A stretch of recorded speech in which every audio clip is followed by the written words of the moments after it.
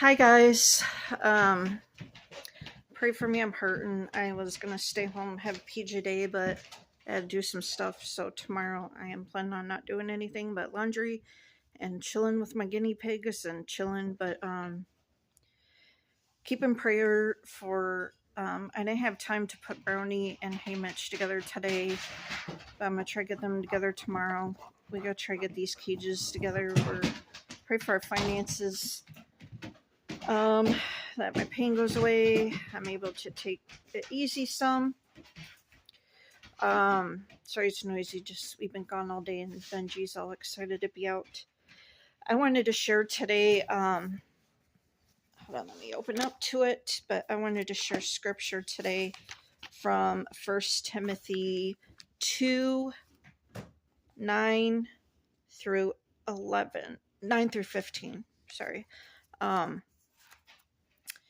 So if you want to look it up, again, it is 1 Timothy 2, 9 through 15. I am reading from the NLT New Living Translation, I believe is what it is. So the scripture says, "And I want women to be modest in their appearance. They should wear decent and appropriate clothing and not draw attention to themselves by the way they fix their hair or by wearing gold or pearls or expensive clothes. For women who claim to be devoted to God should make themselves attractive by the good things they do. Women should learn quietly and submissively. And do not let women teach men or have authority over them. Let them listen quietly. For God made Adam first, and afterward he made Eve, and it was not Adam who was deceived by Satan. The woman was deceived, and sin was the result. But woman will be saved through childbearing, assuming they continue to live in faith, love, holiness, and modesty." Okay, so hold on. There's this side note on being modest in their appearance. And that's just saying to pray a modest apparel, which in I can't remember if it's 1 Corinthians or 2 Corinthians, it talked about that women are to have a head covering and men are to have their hair uncovered. They're to have shorter hair, women are to have longer hair, but it's more about submission. I don't know what you guys think about that. If you think if men have long hair, it's a sin. If women have short hair, it's a sin. I don't know. But I think when it comes to praying and because it's about being in submission to authority and stuff, but also when it talks about wearing decent appropriate clothing, not drawing attention to yourself with wearing those expensive clothes and stuff. I think there it's pretty much saying that like we're not to think about our outward appearance but more inward appearance, because I don't think that it's saying wearing jewelry and stuff is a sin, but that because there are women out there and even men these days that it's all about their outward appearance. Oh, I gotta have a certain makeup, the certain jewelry, certain clothes. And then you got people who wear promiscuous clothes as women of God. I used to do that before I got saved.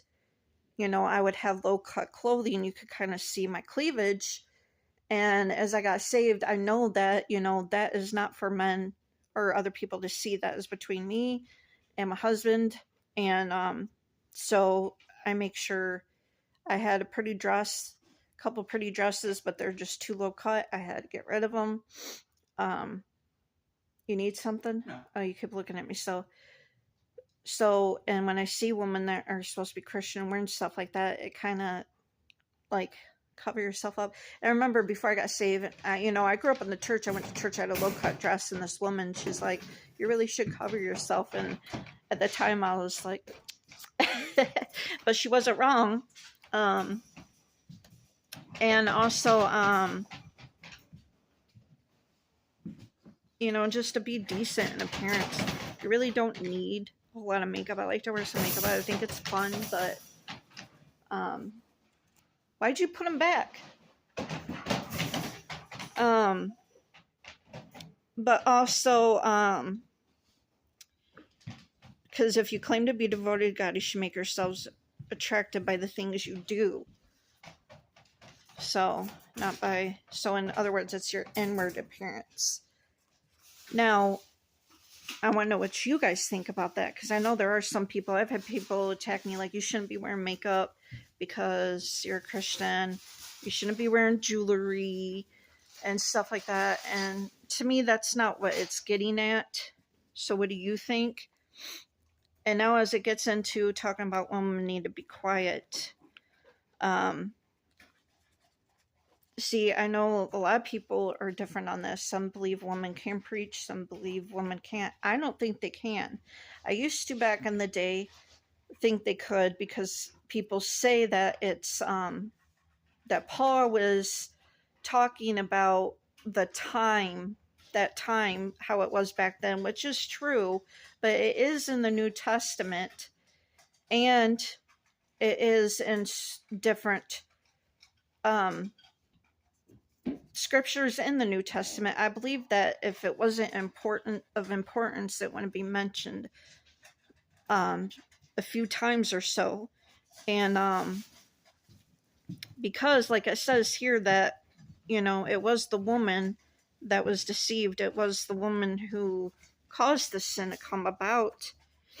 And also,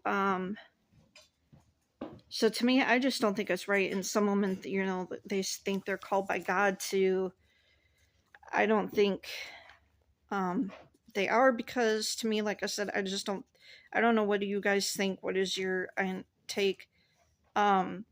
But I believe that women can lead women's studies. I believe they can lead Bible studies with men if it's an open discussion, like I do in here. I think women can teach and correct and love, but to not have the authority. Like, I'm not going to come on here and be like, I'm reading from scripture and stuff like that. That's why I also asked for your opinion, because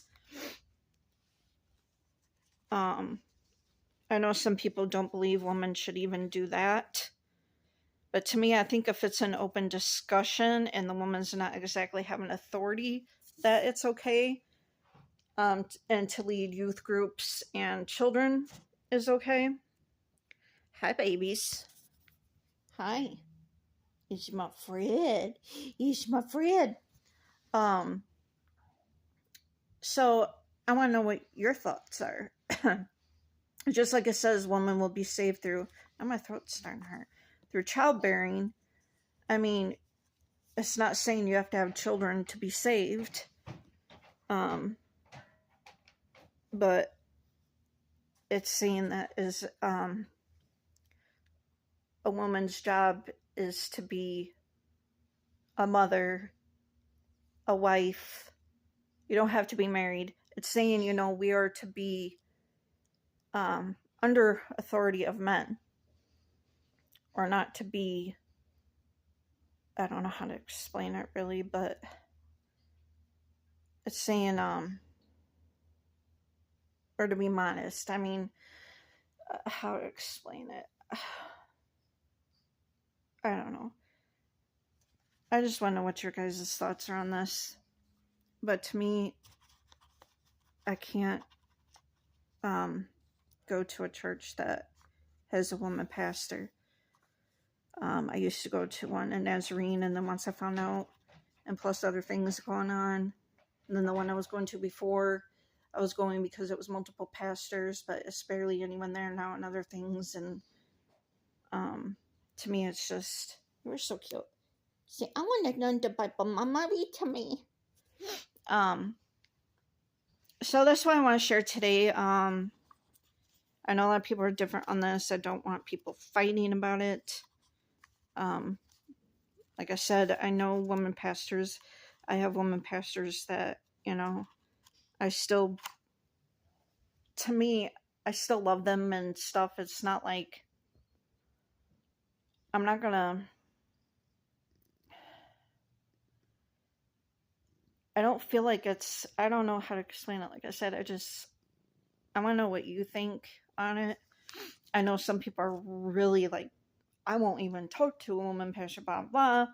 That's not me, but I just don't want to be going to a church that has one and being led by one, because I feel like it's pretty clear that it shouldn't be like that. But um so yeah, I need to get off here. I've been really busy and